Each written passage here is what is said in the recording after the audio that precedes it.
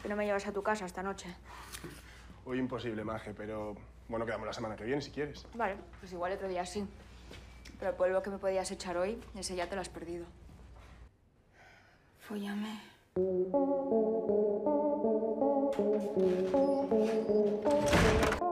Cinta bisa membutakan, tapi bagi wanita ini, cinta adalah permainan cuy. Dan taruhannya adalah nyawa. Saat tubuh suaminya ditemukan tak bernyawa di area parkir, semua mata tertuju pada orang terakhir yang bersamanya.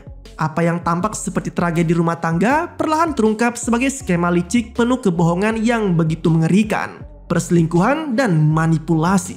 Selamat datang di permainan seorang wanita yang berubah menjadi janda brutal. 16 Agustus 2017, dikisahkan kala itu polisi mendapatkan laporan tentang ditemukannya mayat korban pembunuhan secara brutal di salah satu area parkir. Kasus ini segera menarik perhatian penyidik dari kepolisian pusat setempat yang dipimpin oleh Inspektor Eva.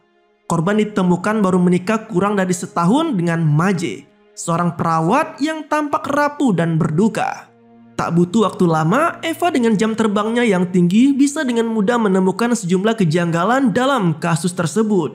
Bagaimana tidak, korban yang ditemukan bernama Arturo Ferrer itu ternyata ditemukan dalam kondisi bersimbah darah dengan sejumlah luka tusukan oleh pisau dapur.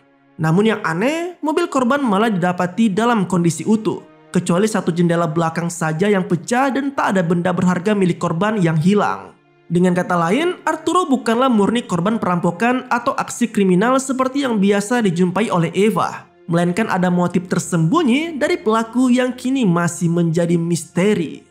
Hal itu juga yang diungkapkan oleh Eva pada istri korban yang bernama Maria Jesus, yang juga turut mengucapkan belasungkawanya atas kepergian Arturo dan berjanji akan segera menemukan sosok pembunuhnya. Mengetahui bahwa suaminya tewas dengan cara yang mengenaskan, wanita yang diakrab dipanggil Maje itu pun langsung menangis histeris seolah ia masih tak percaya dengan apa yang menimpa Arturo. Di kantornya, Eva mulai memaparkan segala kemungkinan yang menjadi penyebab dari tewasnya Arturo. Mulai dari narkoboy, uang, hingga percintaan yang mungkin menjadi motif awal munculnya insiden tersebut. Karena alasan inilah, ia pun meminta rekan kerjanya yaitu Bernie dan Tori untuk meminta keterangan pada semua orang yang ada di sekitar Arturo, tak terkecuali dengan Maje itu sendiri. Keterangan pendukung juga turut didapatkan dari tim forensik, di mana Arturo diketahui tewas oleh serangan pisau dapur yang ditusukkan dari belakang. Anehnya lagi, sosok pembunuh tak hanya melukai Arturo dengan cara yang brutal, tetapi juga selalu memastikan setiap tikamannya benar-benar menusuk cukup dalam ke tubuh korbannya tersebut. Dengan kata lain, pelaku dari awal memang bukan mengincar harta benda milik korban layaknya perampokan sungguhan, melainkan ia telah berniat untuk menghabisi nyawa Arturo di hari itu. Penyelidikan juga dilakukan pada Maje, namun tak ada hal aneh yang bisa didapatkan polisi dari keterangannya. Wanita yang berprofesi sebagai perawat itu hanya menuturkan jika dirinya telah mendapatkan sip malam saat suaminya dibunuh. Bahkan ia tak merasa adanya keanehan dari Arturo belakangan ini, kecuali soal hubungan kedekatan suaminya itu dengan rekan kerjanya yang bernama Sonia. Merasa penasaran, Eva pun melanjutkan penelusurannya dengan meminta keterangan langsung pada si Sonia. Dalam keterangannya, Sonia menjelaskan mengenai hubungannya yang cukup dekat dengan Maje.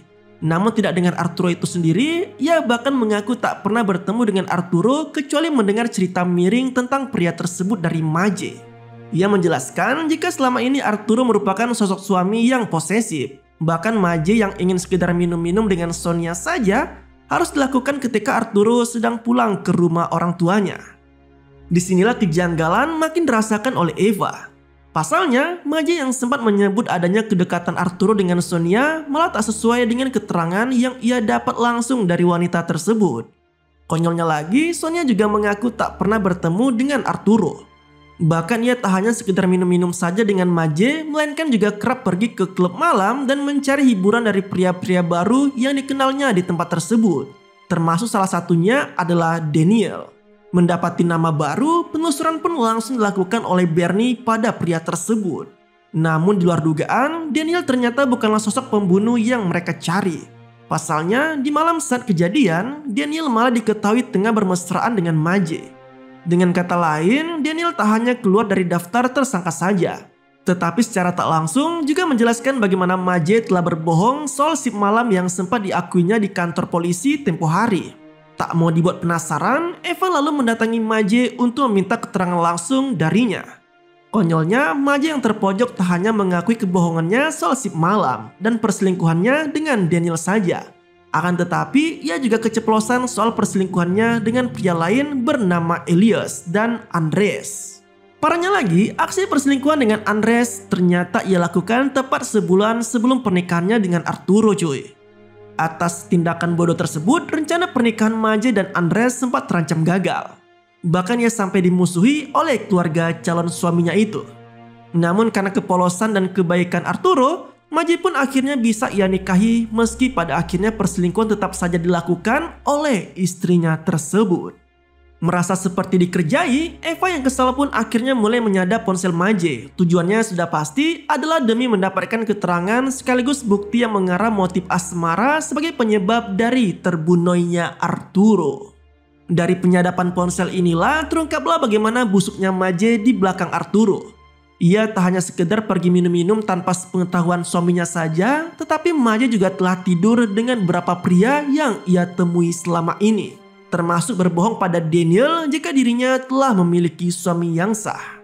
Nah, sejak terungkapnya komunikasi yang dilakukan Maje selama ini, Eva akhirnya menyimpulkan bahwa sosok di balik tewasnya Arturo tak lain dan tak bukan adalah Maje itu sendiri. Namun ia belum berani menetapkan Maje sebagai tersangka. Karena bagaimanapun juga, Eva masih belum menemukan secara pasti siapa yang menjadi eksekutor dari aksi terbunuhnya Arturo.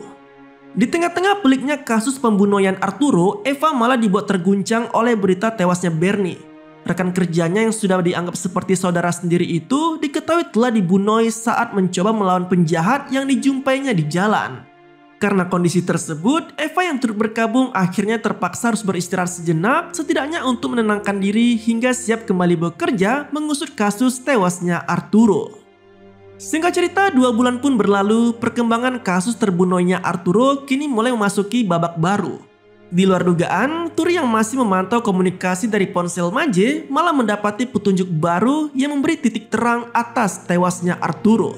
Melalui rekaman telepon, seorang pria yang ditenggarai sebagai selingkuhan baru Maje tiba-tiba mengungkapkan soal perasaannya selama ini, di mana ia mulai gelisah dan merasa sangat bersalah atas apa yang telah dilakukannya. Dari sinilah terungkap pria selingkuhan Maje yang akrab disapa Salva itu ternyata bukanlah orang jauh, melainkan rekan kerja sekaligus senior Maje di rumah sakit tempatnya bekerja.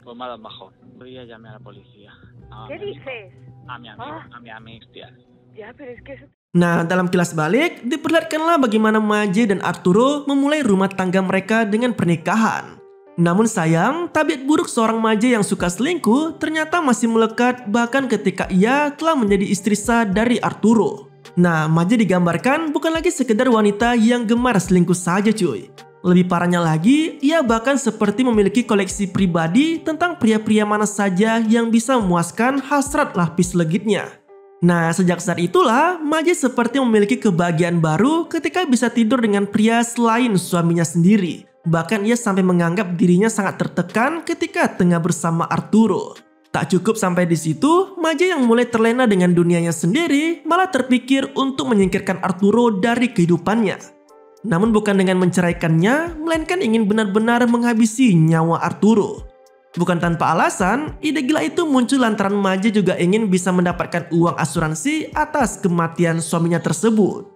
Keinginannya untuk menghabisi nyawa Arturo juga kian besar setelah sejumlah keributan mewarnai rumah tangganya. Bagaimana tidak, chat mesra yang ada di ponsel Maje rupanya tak sengaja telah dibaca oleh Arturo. Karena alasan inilah, rumah tangganya pun mulai retak, bahkan Arturo sampai melayangkan surat cerai kepadanya.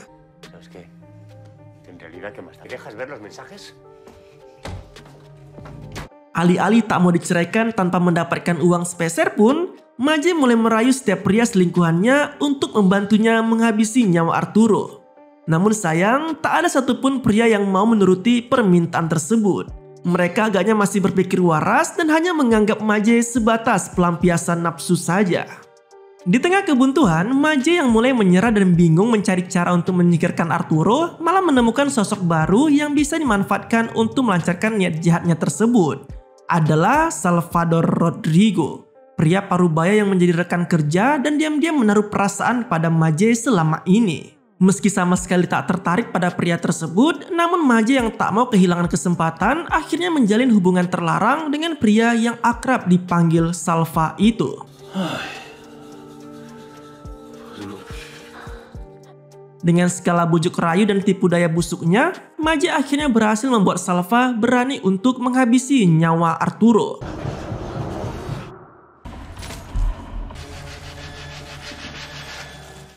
Di luar dugaan, tewasnya Arturo justru telah membuat Maje menjadi sangat terguncang. Alih-alih demi menenangkan diri dan tak mau membuat orang-orang curiga, ia malah meminta Salva untuk menjaga jarak dengannya. Sialnya, itu semua ternyata hanyalah siasat buruk dari Maje saja. Karena faktanya, ia justru kian sering berhubungan dengan Daniel tanpa sepengetahuan dari Salva sendiri. Bahkan saking lugunya, pria yang sudah memiliki anak istri itu sampai mau membersihkan tempat tinggal Maje alih-alih demi menghilangkan jejak mencurigakan dari polisi. Termasuk mintanya untuk mengurus berkas asuransi kematian Arturo. Namun, siapa sangka cuy, dari sinilah Salva akhirnya mengetahui perangai buruk dari Maje selama ini. Melalui email pribadi Maje, Salva mendapati banyak chat mesra yang dikirimkan Daniel pada wanita tersebut. Merasa kecewa, Salva lalu menghubungi Maje sebagaimana yang sempat diperdengarkan pada scene sebelumnya. Ia menuturkan tentang perasaannya yang kecewa atas sikap Maje. Meski ia juga mengaku masih sangat menyayangi wanita tersebut.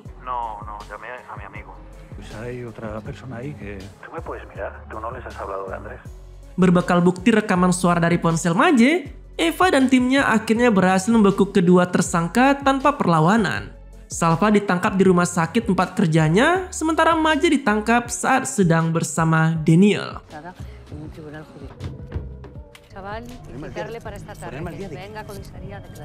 Atas kesalahan yang telah mereka lakukan, Maje dijatuhi hukuman 22 tahun penjara dengan tuduhan sebagai otak dari tewasnya Arturo.